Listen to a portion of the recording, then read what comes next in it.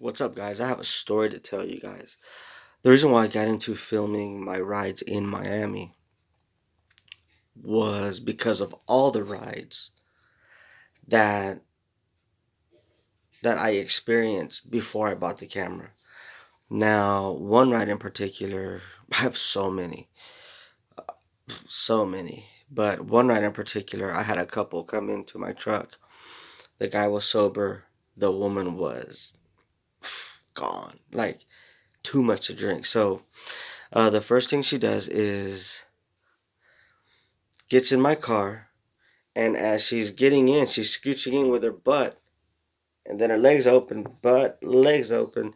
She had no freaking underwear, no underwear whatsoever. So, and I thought, there's the video, but that was not it.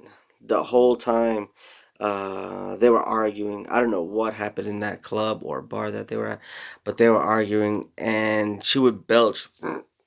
So, when they belch, you know what that means. That, she is about to throw up. And she's fighting it, though. She's fighting it.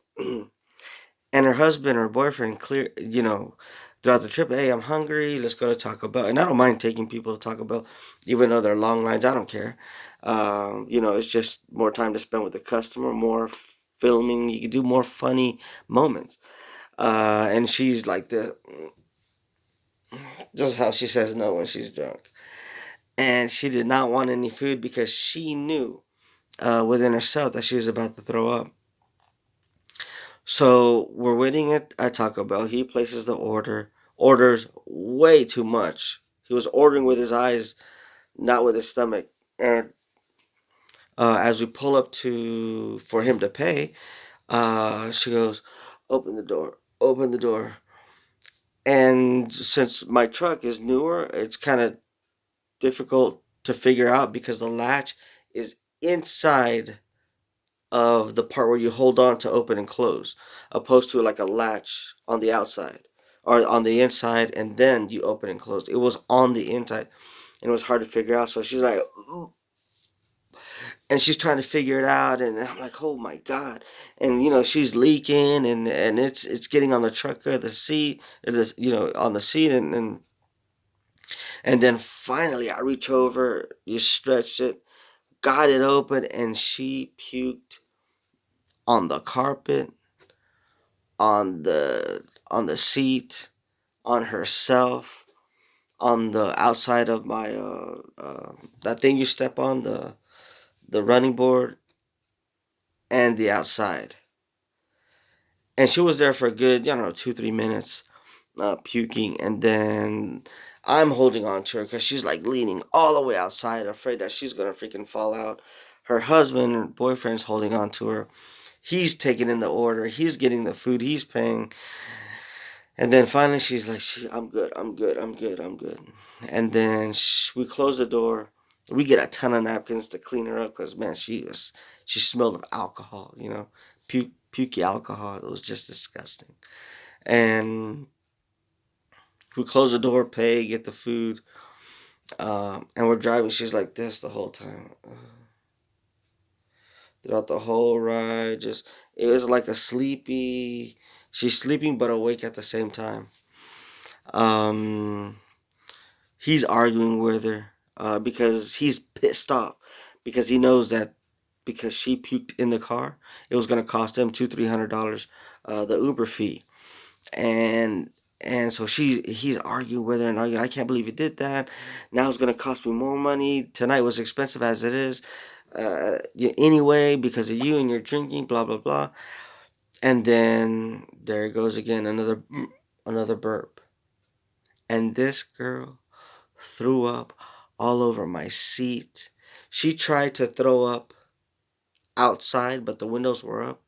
So it went on the glass, in between the crack, inside, all over the carpet.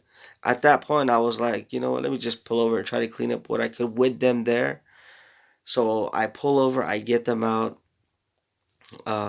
There, he's arguing with her. She can't because she's out. She's like, oh. He's like, damn it, I can't be doing it again. It's going to cost me more, blah, blah, blah.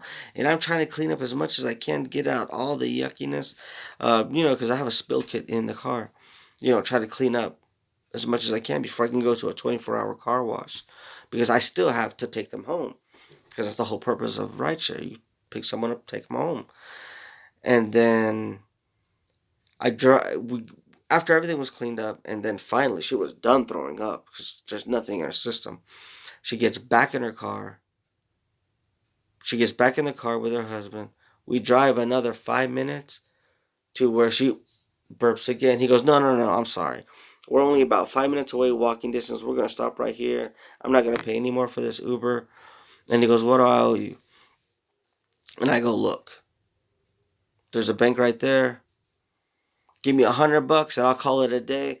And I won't tell Uber, and you'll save like $200-300. He thought about it a little bit, said okay, went to the ATM, brought me the $100 cash. They walked from that point all the way to the house because he didn't want to deal with her throwing up, paying more fees. But that ended, and that didn't end my night. I went to the car wash. I cleaned the outside of the car, and then I vacuumed everything, wiped everything down, and I kept on making money, baby. Because it was only $100, and at the moment, see, at that time, I only racked up like $120. Even though 220 is a good night, the night was still young. I was probably able to get another 70-80 bucks out of it. So that's what I did, and the total for that night was, I think it was like 275, 280, could have been 290, but it wasn't 300, almost. Mm, with tips, it could have been 300. I don't remember getting that much tip. I don't remember getting any tips at all that night. But it was, almost $300 night. So I went home and started again the next day. I'll see you later.